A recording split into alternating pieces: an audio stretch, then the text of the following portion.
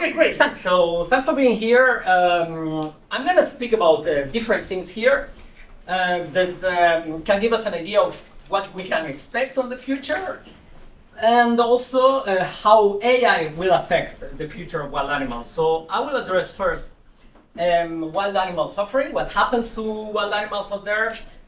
Next, wild animal welfare science, how it can be affected by new AI developments. Then about particular measures, particular ways of helping wild animals, how they'll be affected by this.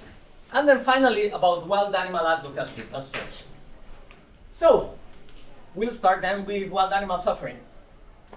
And maybe you are all familiar with this, but basically wild animal suffering is this field of work where what we want to do is help animals as much as we can, so they don't suffer as they typically do. And there are all around the world there are many different measures, many different ways in which animals are helped. For instance, here you can see how animals sometimes enjoy these shelters that are built. Sometimes they are rescued when they are affected by extreme weather events. They can be provided like aid and healthcare sometimes. And when we speak about wild animals, we're not talking only about those who may be out there in national parks. There are also wild animals around us in cities and agricultural areas. And all this is very important because animals don't really enjoy such great lives out there. They suffer for a number of factors, including lack of food, water, extreme weather conditions, disease, parasitism, conflicts, accidents, etc. And something that can give us an idea of how harsh this can be for them is the fact that most animals reproduce by having huge numbers of offspring, and on average only one per parent on stable populations make it to maturity. Now, this is all very rough, okay? Because I just want to say something about this, that it's very quick. So, we should have a much more nuanced approach to this. But this is like something that I think is useful to understand that, nature is not necessarily like a rosy place for animals. There are bad things happening out there for them. Often we can't help them, but sometimes we can. So this is basically about improving the ways we have to help them and doing it in ways that don't cause more harm. Now, we live in an area of disruptions of ecosystems, mainly due to climate change, but also due to other reasons as well. And this has two impacts, again, generalizing on animals, two main impacts. One is that, it can affect the quality of the lives of animals. One way in which this can happen is because this means that there are more generalists rather than, specialists out there. And often, but not always, often it just so happens that generalists are, the kind of animals that typically have more offspring, lay more eggs, and have faster life histories. They die younger, and they have worse lives, typically. Also, for the same animals, it's likely that they will develop through time faster life histories due to this. So animals of the same species will tend to have worse lives. So this is obviously something that is bad for animals. Then there are other considerations that have to do mainly, in this case, to climate change, but again, not only due to climate change, but due to climate change, due to the way in which the world is, the continents are distributed. There may be wider ranges for wild animals, meaning that there may be more animals. But also, disruptions mean that there will be lower productivity out there. And we don't know then if this means that there will be higher or lower numbers of animals, especially of arthropods, by the way. Because when you're speaking about animals, basically you're speaking about invertebrates. There is this tiny minority of animals that are not invertebrates. And especially with arthropods, we have animals that we can think they're sentient and they're out there in high numbers. So how can AI have an impact on this? Well, we can say that AI can help us to develop new tools for ameliorating the situation of animals. This can also have an impact on animals. It can have a direct impact because it can mean, that there is an increment in global warming. It can have also an indirect impact in that they can be used to develop new technologies that generate more disruption. And then there can be unknowns there, things that we don't know and can also affect this. So very unclear how the impact is going to be, but on average, maybe we can expect it to be negative, although probably not for the reasons that many people think, because they may think in terms of biodiversity, and we are not speaking in those terms. Now, there are other things going on here. You know what this picture is of? Okay, you can see there are a couple of, there's one mouse here, there are mice here, and another mouse there. They're in a weird position, aren't they? This is because they are in space. So there are mice, there have been mice in space, and here they don't have a lot of gravity to deal with. So that's one concern. And also, well, we are all familiar with pictures with this, so because animals could be brought to the space, that means that, new animals could be developed to adapt better to conditions in space. And there are also, these things that look kind of weird, and we maybe should be wary about how we speak about this for the general public. But there are, discussions about terraforming, even directed panspermia. So this could be very worrying for animals. And then in addition, there is always the danger of contamination. So these are fungi that are, developed in space. And eventually, maybe we contaminate some place, sentient beings could end up in there.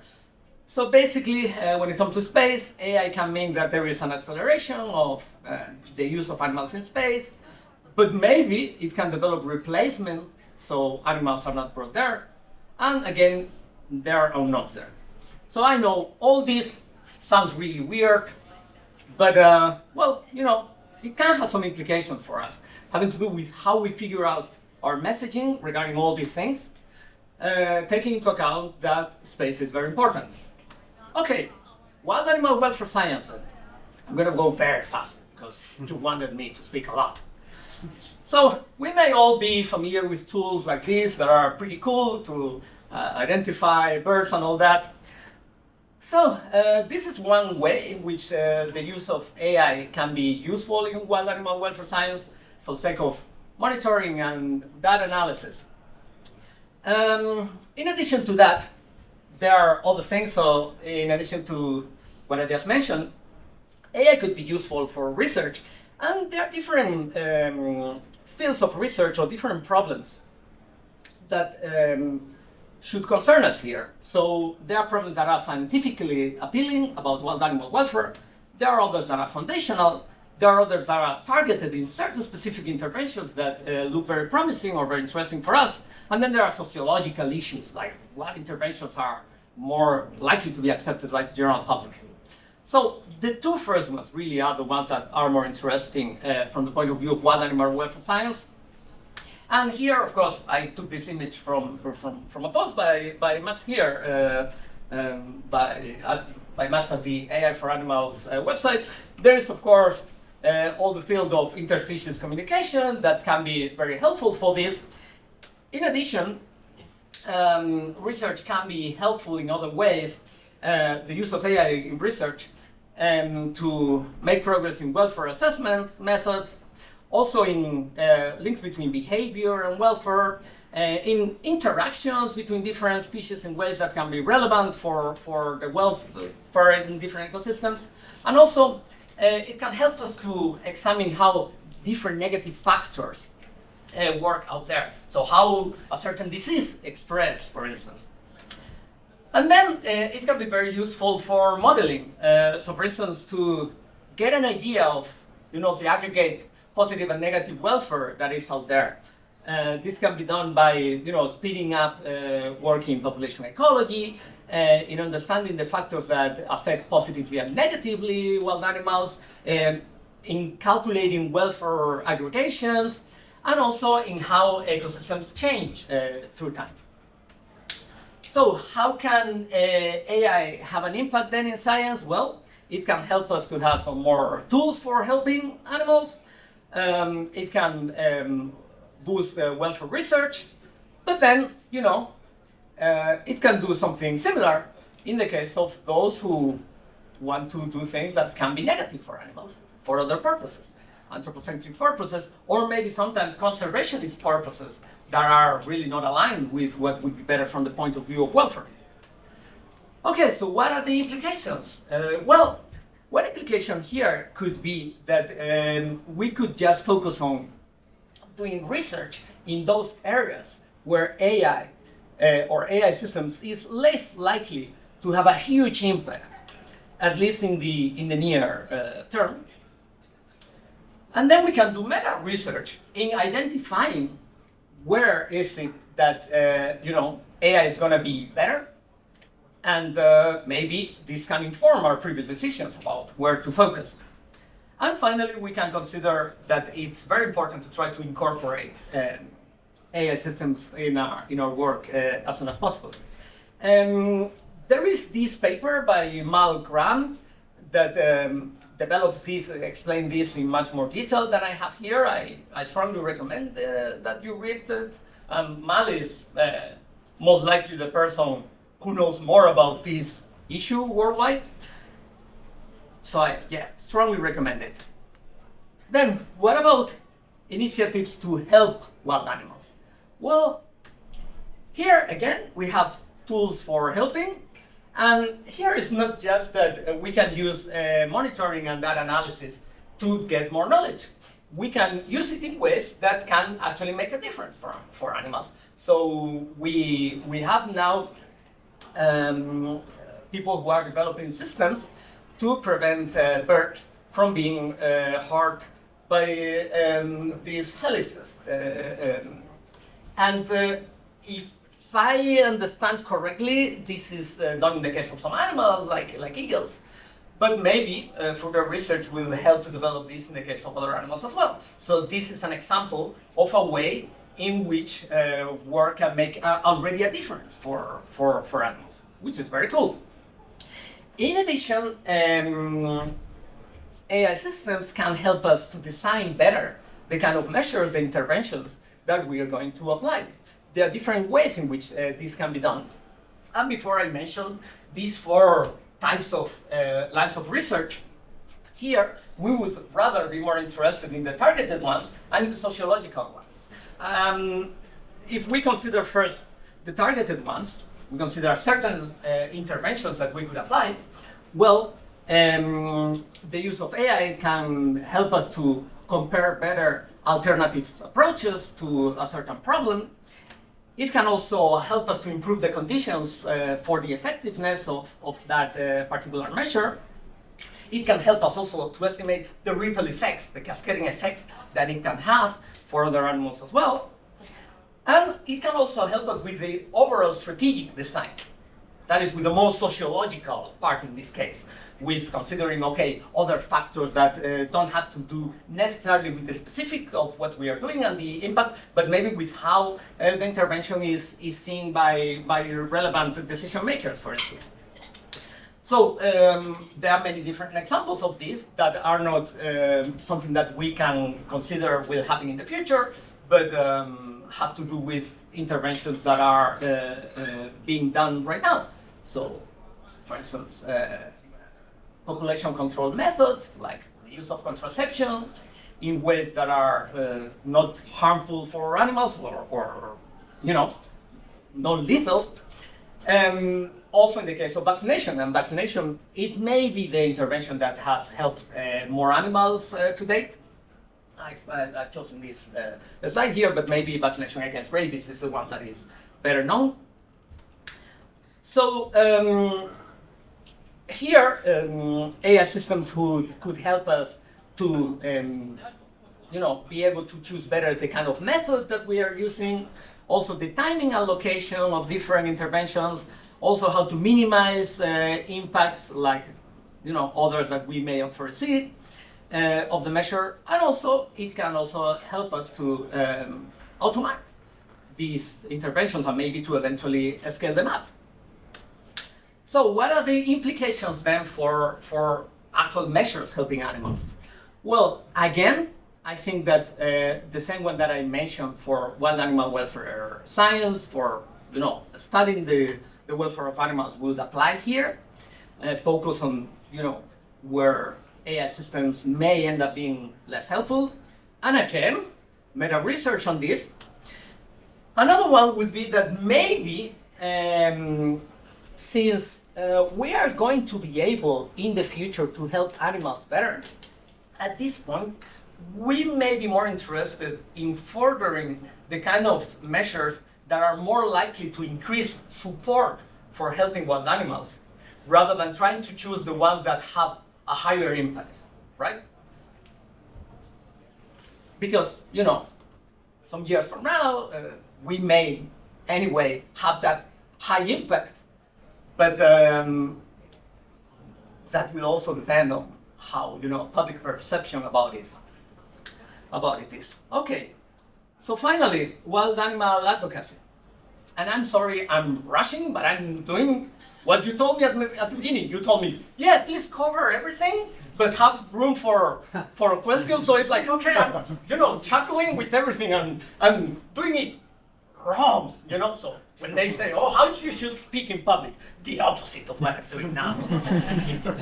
You should also, it doesn't make me look like authoritative, because when you speak slowly, you look like, okay, more respectable, more serious. So I'm, totally wasting my image as a public speaker, but I'm optimizing your preference. Wild animal advocacy here. Okay, so I'm gonna mention here 3 ways in which this can affect wild animal advocacy, sorry. So first is that, of course, it can enhance advocacy, by improving operations, automation, etc. And this is something that we're experiencing right now. We're all very familiar with this.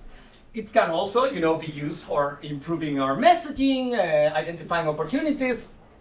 You are here at this conference, so nothing new for you. On the other hand, yeah, it'll do the same in the case of those pursuing, courses of action that may end up being not so good for animals, due to anthropocentric reasons, or again, for maybe conservationist reasons or conservationist aims that are not really in line with welfare goals. Here, there is something bad, which is that we have an asymmetric strength, because we are not powerless, but we are very weak, and the impact we'll have is going to be significantly lower than the impact that these other people may have. On the other hand, because of this, there is an asymmetric opportunity in that we can take, advantage of this, because the difference it'll make for us, because we are starting from a position that is so poor, may be proportionally much bigger. Anyway, that was one thing. Second thing, when it comes to the theory of change in wild animal advocacy, there are 3 strategic goals that we may want to pursue. So one is we need support for the cause area. Without support, we are not going to be able to succeed. We need to gain knowledge about how to help wild animals. And we also need to be at some point in a situation where we can push for change. It's interesting that this is not something that I think, if you speak with different people working in the area, there is a kind of consensus. Of course, there are always differences, but we kind of agree that all these 3 things are needed.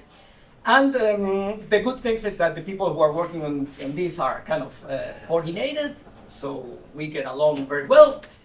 And then there are different organizations covering different areas. So animal ethics is in the business of doing outreach work. Then Wild Animal Initiative is doing academic outreach and promoting high quality research in academia.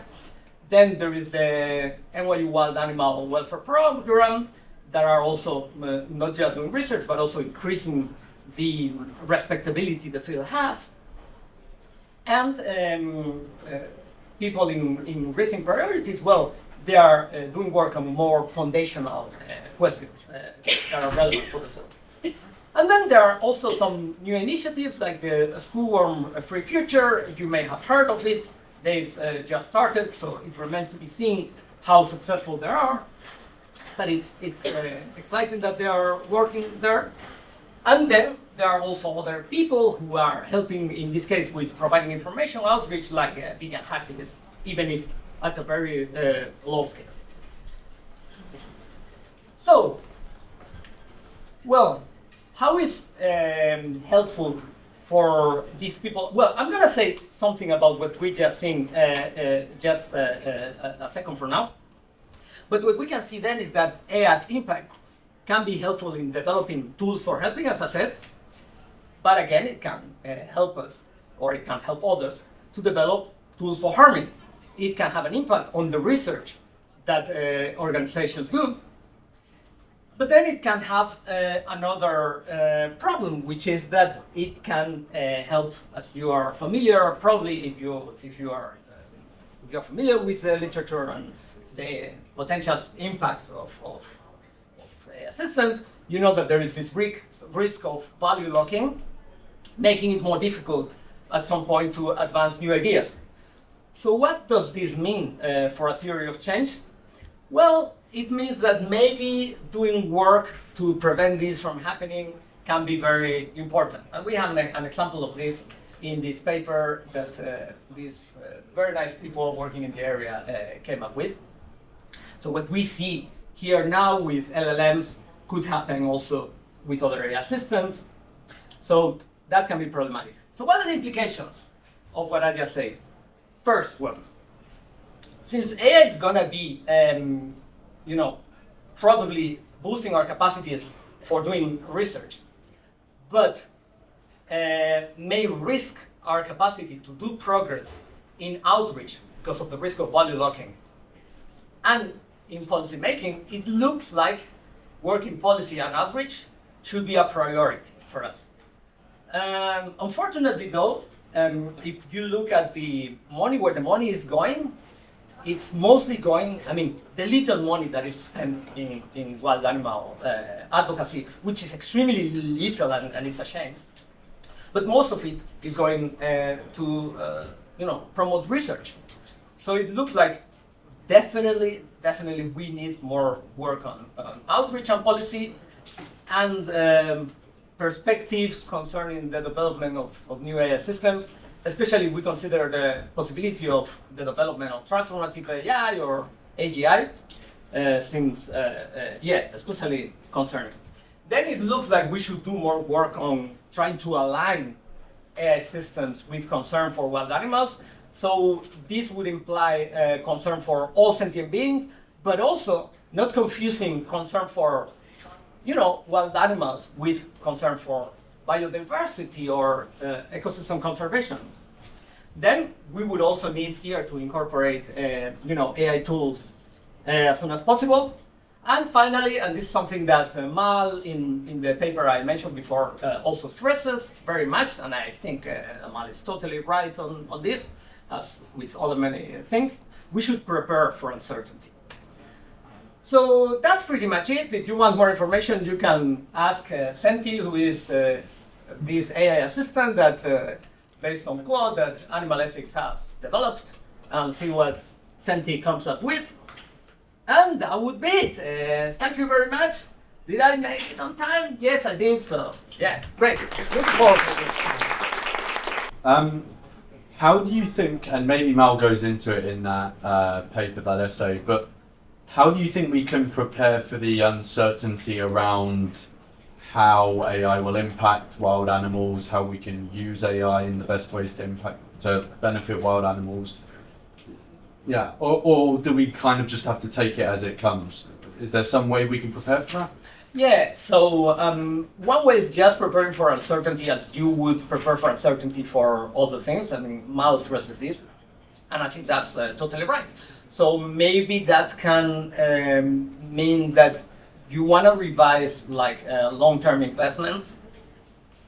Then I think that when you consider uncertainty together with other things that I mentioned, then probably the case for outreach in comparison to other kind of interventions is strengthened for the reasons I mentioned. So yeah, those would be like my quick takes on this. I mean, thank you for the talk. You covered a lot of ground, but that was spot on for me. So thank you. Sort of curious about your thoughts on the suffering that wild animals cause to each other, and I guess in two sort of contexts. Kind of one where that should fit in the hierarchy of these broader sets of issues, and then whether there's a conflict between biodiversity and the suffering that wild animals cause to each other. Yeah, so I'll start with the second question first. So there are many different ways in which having, ecosystems that are more diverse reduces wild animal suffering in comparison to others. That have to do with what I showed to you at the beginning in the first slides, in that it means that there typically are more specialists, like animals who tend to be those who have like longer lives, who reproduce by having fewer offspring. So if you are born as such an animal, your chances of having a good life are much, much higher, right? Then there are these controversial other issues. So, and these have to do with what your estimates are concerning how good or bad the lives of animals out there are.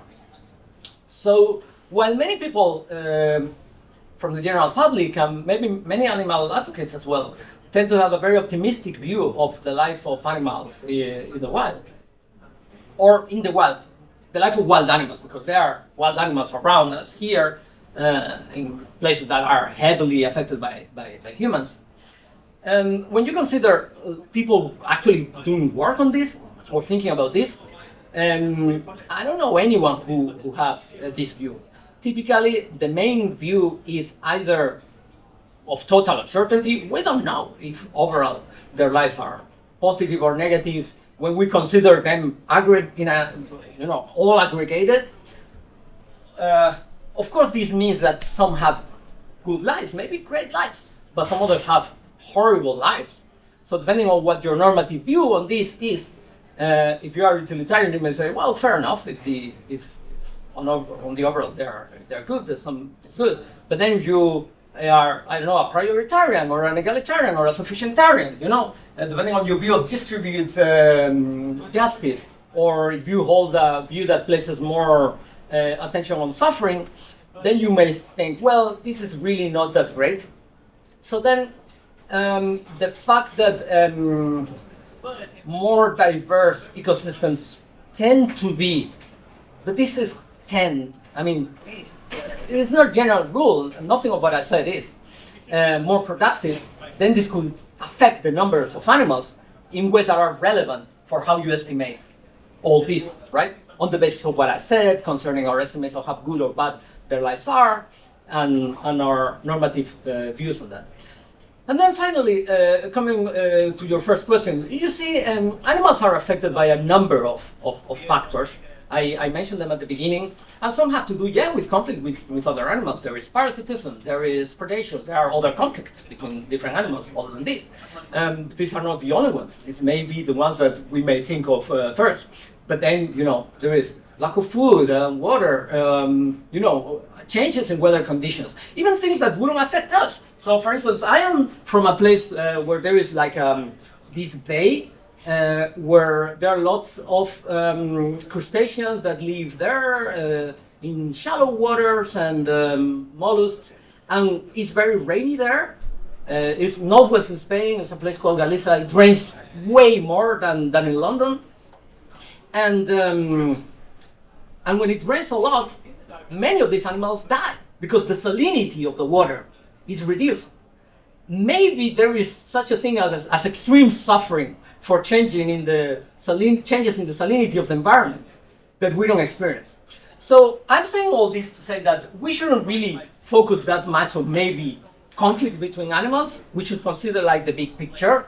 And when it comes to deciding what are the measures that we are going to pursue, we should maybe figure it out taking into account what are the ones that are more likely to gain support, what are the ones that are more likely to eventually become incorporated in public policy, and so forth, rather than what are the ones that we think of first when we think of wild animals. Makes a lot of sense. Thank you. Thank you.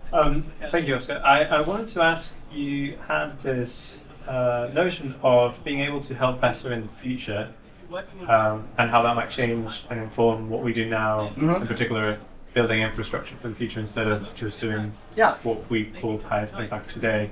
I wanted to ask about your confidence in this type of reasoning. It feels to me there are good ways to justify skepticism here, in particular the kinds of things you mentioned at the end of AI systematizing human bias that we observe nowadays.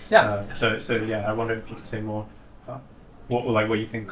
Yeah, sure. I mean, my background is not in natural science, it's in philosophy, for good or bad, you know. Too late now.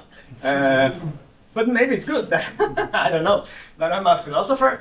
Anyway, this means that I'm not certain of anything. We know nothing. So we just attribute different levels of, credence to different scenarios.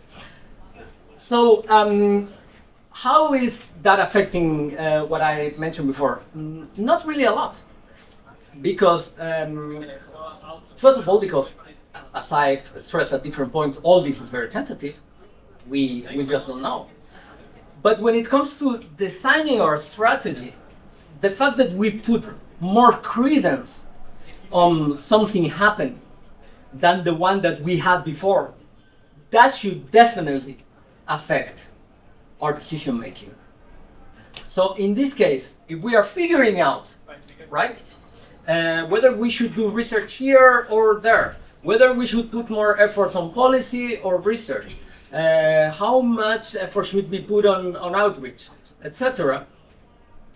These considerations, even if we are extremely uncertain about them, have to change the way in which we are going to think about those issues. And I think that in some cases, because we were departing from a very uncertain situation, they can be key considerations. We can consider them as crucial considerations to make a change in the decisions we make. Yeah. It was Brian Tomaszek who once wrote an article about that AI could technically simulate nature. And that also when it would simulate the actual state of nature right now, we're not completely certain whether it has positive net or if it's good or bad in total. But generally speaking, what do you think about the risk of AI basically simulating pain if it gets to a state where it's sentient? Yeah, so I guess that would drive us into another field, the field of AI welfare. It's interesting though that what you're suggesting is, what if, if in the future we run simulations of ecosystems, and eventually it ends up being the case that there are sentient AIs that have experiences that are similar to the ones that wild animals have, because they are very good simulations, and because the experiences of animals, we can expect them to somehow modify their behavior. So it's not that you could have these philosophical zombie animals and then you can model adequately ecosystems. And depending on our takes of how good or bad the lives of animals are, then we would, in that particular case, draw similar conclusions in the case of this. We have reasons to think that it would be a terrible idea for the reasons I mentioned before. I guess about this tools and stuff, because I guess if we could kind of copy it, but maybe without the suffering, it could be a really good tool to kind of predict the best intervention for our case. Yeah, but then I think that modeling really is what we should be working on. For foundational reasons, and for foundational problems. It's modeling really may be the kind of like key research. I'm not that sure that this is the case for targeted interventions. That depends on the case. And yeah, I mean, like models in ecology are among the most complex ones that there are around, because I mean there are so many factors, so many things that can happen. So that's one area where AI systems could help a lot. So maybe we don't really need to actually try to simulate that. I was wondering, what's your understanding of where the research on wild animal welfare, like improvements with AI, like where they're taking place? The universities, run by universities and researchers at universities. Sorry, that was me. And how much is run independently by businesses and startups? Because I'm just wondering about ethical review and where is the sort of Yes. Are you worried about the regulations of the interference on the wild from this research? Yes. And what would you do? Yeah. So unfortunately, I mean, the answer would be yes. I am worried about that. That's definitely a concern, and this is a